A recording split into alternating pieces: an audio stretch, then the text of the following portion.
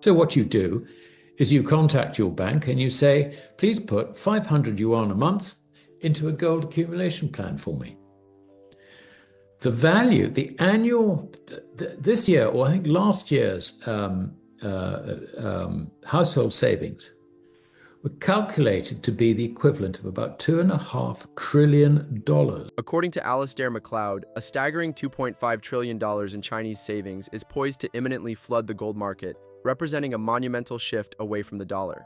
Macleod argues this isn't just about protecting their own currency, it's a strategic move by nations like China and the BRICS anticipating the end of the dollar as fiat currencies collapse. Get ready, because this profound realignment, as detailed by Macleod, will redefine the future of your wealth and the global financial landscape. Well, okay, two questions. I'll deal with the second one first. People who make that comment basically do not understand the difference between money and credit. Agreed. That's the fundamental point. The central banks that are buying it have been predominantly Asian. And I think really those very much in the, if you like, the information network of the Shanghai Cooperation Organization and also BRICS. And that obviously is led by Russia and China. Now, Russia, you could argue, has the interest to try and destroy the dollar. They haven't actually taken any steps in that direction, I think basically because the Chinese have encouraged them to stay their hand. China's approach to international affairs is to let others make mistakes. They don't want to get blamed for anything. They have to continue to trade with us. So what they do basically is they do what they do, but they're not going to go and make life difficult for anyone else. Until, of course, there gets a point, and I think this is where we are. There comes a point where the Chinese authorities realize they have to protect their own currency from a collapse in the dollar. To that extent, I think Trump has brought forward a lot of the problems that were already in the dollar. And what the Chinese are now doing is they're looking at the impact on their own currency and saying, well, do we want to hold dollars in our reserves? The answer is no. So they sell the dollars. Then sort of saying to themselves, the way the dollar is going, it's in a debt trap. I mean, they're making the analysis that I'm making. I mean, these guys are not stupid. They really do understand what they're doing. In fact, they're a lot cleverer than me, I would say. So what they're doing is they're looking at the consequences for their own currency. So rather than, let us say, going out to make the dollar's life more difficult, what they're doing is they're now seeking to protect themselves. It's as simple as that. The way they see this is they know, and they've known this going all the way back, certainly to 1983, when they appointed the People's Bank of China with the sole responsibility for managing the nation's gold and silver acquisition programs. They acquired an awful lot of gold without telling anybody. I mean, it didn't go onto the central bank's reserve balance sheet, as it were. It went into wealth funds, safe. It also went round to the People's Liberation Army, the Communist Youth Party, and so on. All these various accounts were used to hide large quantities of bullion. Now, so they have got the bullion to protect themselves because they know that with a capitalist system, and this is what they've been taught in Marxist schools, the capitalist system eventually destroys itself. And part of that destruction is the end of its currency. So they have known ever since the 1970s, ever since Mao Zedong passed away, they have known they needed to protect themselves from events external to China over which they had no control. And knowing that fiat currencies, which started in 1971, basically, they know that they were going to collapse. So what do? They have to acquire the gold to protect their own currency. So that's the background to their policy. They have done that. They have the gold. Now, they're now in a position where they have overtly been selling dollars, getting rid of them. So what do? I mean, do you go and buy euros? No, because, or yen? No, you don't do that for the very simple reason that if the dollar is going to be wiped out or suffer a huge, great devaluation, it's going to undermine the purchasing power of every other currency. So, no, you don't do that. You have to go into real legal money. So what you have seen is a reserve shift in the People's Bank of China away from dollars, away from other currencies, into gold, into real money. They understand the difference between legal money and credit. Credit is always someone else's liability. And when that liability gets too much, for that credit to be credible, get the hell out of it. That's what they're doing.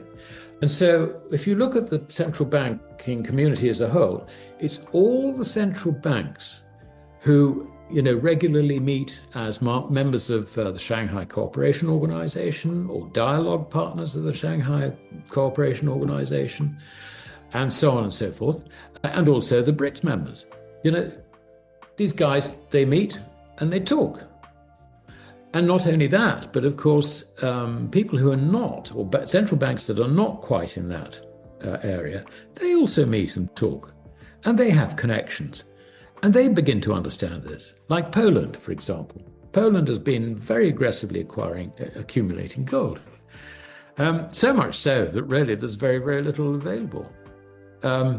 We now have another problem, and that is that China's savers have got nowhere else to go other than bank deposits and gold.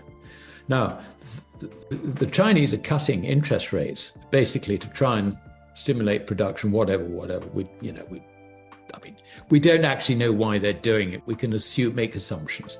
But the point is they're cutting interest rates. So from the point of view of the depositor, the household, as it were, the household savings, they're finding that the return that they're getting on their savings is going down. So where do they go? They see the gold price in yuan breaking into new high ground. This is the new game in town as far as they're concerned. We're not actually thinking too hard about why it might be going up. We may have an idea. We might have our own ideas. Basically, it's the psychology of a bull market. And are you going to miss out on it? The answer is no.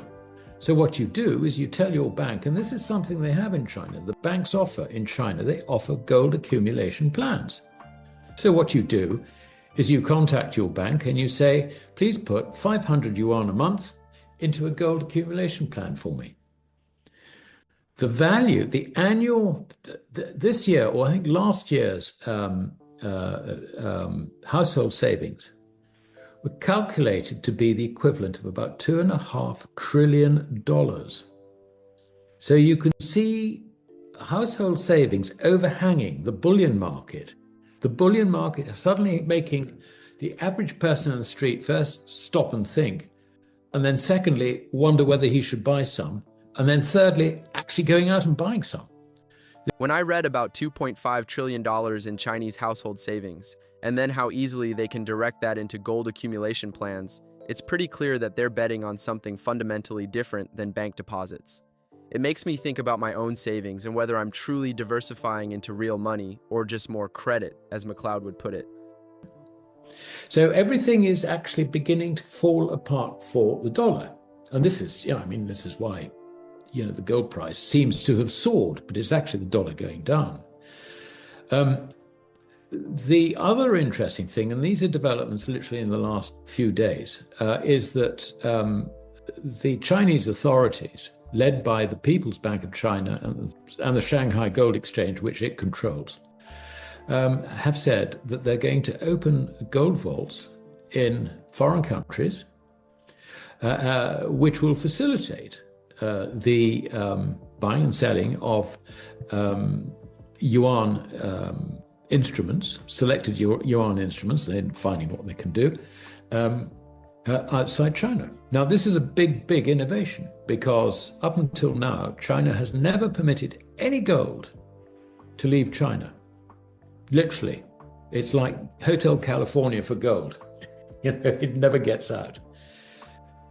What we've seen is that they have announced that they're going to be opening a vault in Hong Kong. Now, that makes sense because Hong Kong, if you like, is the financial outlet, the international financial outlet for China. So, yeah, that makes sense. This morning or overnight, we hear that the Saudis have agreed to a vault being opened in Saudi Arabia. This is going to lead to yuan being exchanged for gold, gold being exchanged for yuan. It's going to lead to oil being priced more in yuan than in dollars. This is the Saudis recognizing exactly the argument we're talking about, that actually the dollar is dead. The dollar is in its last throes. So they've got to protect themselves. They can no longer take revenue exclusively in dollars. They have got to get out of that. They have got to have a plan B. They're doing exactly the same thing as the Chinese. So what we're getting, I mean, at the moment, it'll be a floating rate, if you like, between the yuan and gold. But at some stage, that's going to get fixed. And that will be fixed, if you like. I don't know, I could imagine the dollar losing maybe 50% of its purchasing power, something like that. If it really starts accelerating like that, then they'll fix it. They'll fix it. They've got the means to do it. They know how to do it. So that's going to happen. Well, it's going to be exactly the same. They're in exactly the same problem.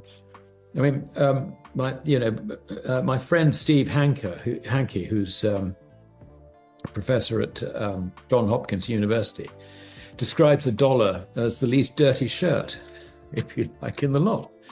Well, I'm not sure that he's quite right now, because I think under Trump, that shirt's got a lot dirtier. But the fact of the matter is that the whole of the fiat currency system is based on the dollar as the principal or the reserve currency. When the dollar goes, they go as well. It's as simple as that. So we've got a situation, I'm afraid, where the entire Western system, which is really based, is a financialized system, is now, I think, on the skids. And this is not good. And I've just actually written an article today for my Substack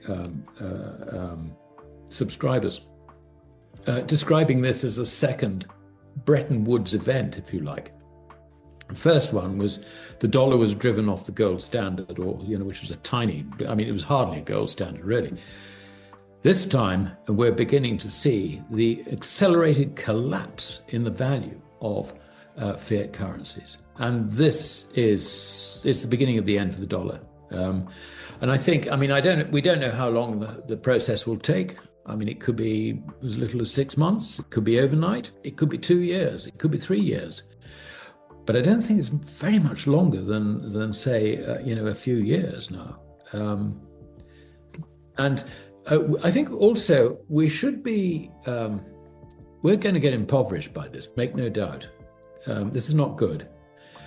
And anybody who doesn't understand what's going on is going to lose out big time. If you do understand what's going on, then you just get out of credit to whatever extent you think you should, and have some real money, which is gold, possibly silver. So, that's roughly where we are. But the good news in all this is that somebody out there, in the form of China, Russia, Shanghai Cooperation Organization, the rest of the world, BRICS, the people who want to join BRICS and all the rest of it, are actually that is where the future of the world lies. We're dying in the West, but there is a future there.